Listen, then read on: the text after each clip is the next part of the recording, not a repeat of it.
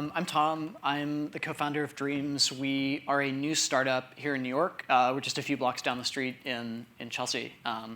So I want to spend the next 4 and some minutes talking about the future of TV. And I'll try to work in some LiDAR stuff too for the car people if we have time. We'll see. This is what TV looked like when I was a kid. Very simple experience. You kind of turn this unit on. You immediately see live channels that you can browse in a really simple way. And there's no kind of user interface junk. There's no like buttons. And there's kind of a small number of curated channels to go through. It's very simple. TV has come a very long way since then. We have these kind of vast, infinite libraries now that have all content ever, and you can watch it whenever you want. And these services work really well on TV screens. They work well on laptops. But I think they leave something to be desired on mobile. I had this experience last year around the time when the primary debates were happening.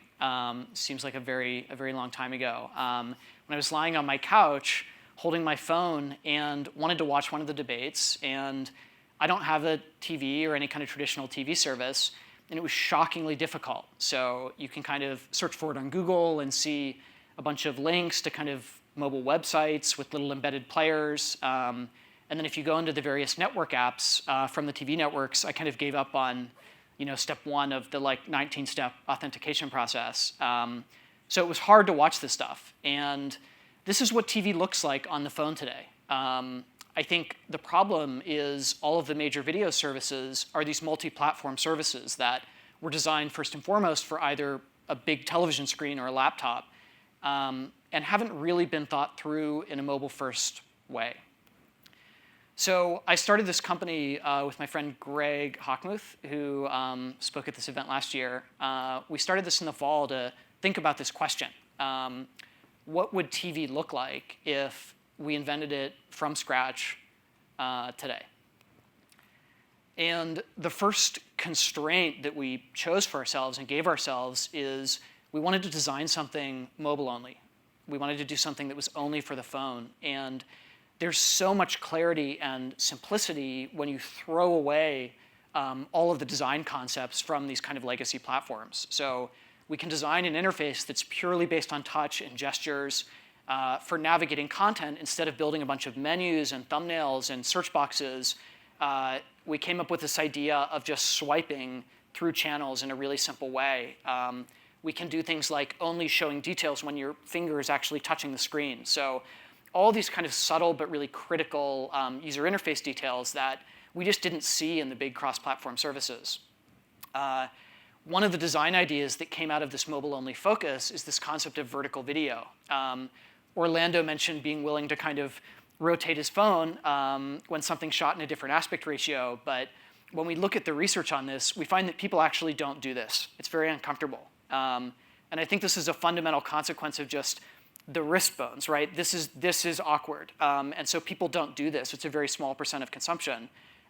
Even looking at the microphones on stage, they're vertical. Glasses of water are vertical.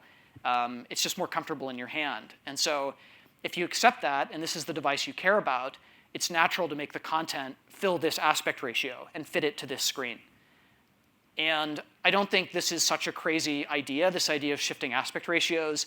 If you look back at the history of kind of mass media, there's been an aspect ratio shift every few generations. Early portraits were vertical because people are vertical, faces are vertical. In some ways, that's more natural. If you look at something like this kind of Fox News shot, you have the tiny head in the middle of the screen and then all this junk, windows and graphics and stuff surrounding it. And so I think a shift back to a more vertical frame is more personal and in some ways more natural and is easier to watch on the phone. So we've been building a process to convert legacy content that's shot in this vertical, or rather this landscape format, into vertical video. This is a photo I took on my desk last week of a White House press briefing on YouTube, and then a live feed on our app. And we work with Reuters to get kind of live feeds of breaking news. And for me, there's no question of which is more comfortable and simpler to watch.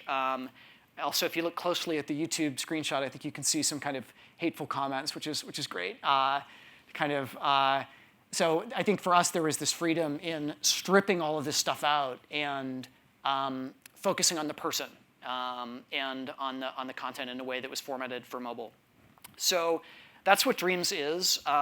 We are beta testing this app. If you go to drms.tv, we'll redirect to the App Store or the Play Store on mobile. You can try our beta. There's a feed of the Mark Zuckerberg commencement speech at Harvard today, one of the channels. And if anyone in the audience is interested in this idea of mobile television, I'd love to hear from you. My email's on the slide. And try out the beta and let me know what you think. Thanks.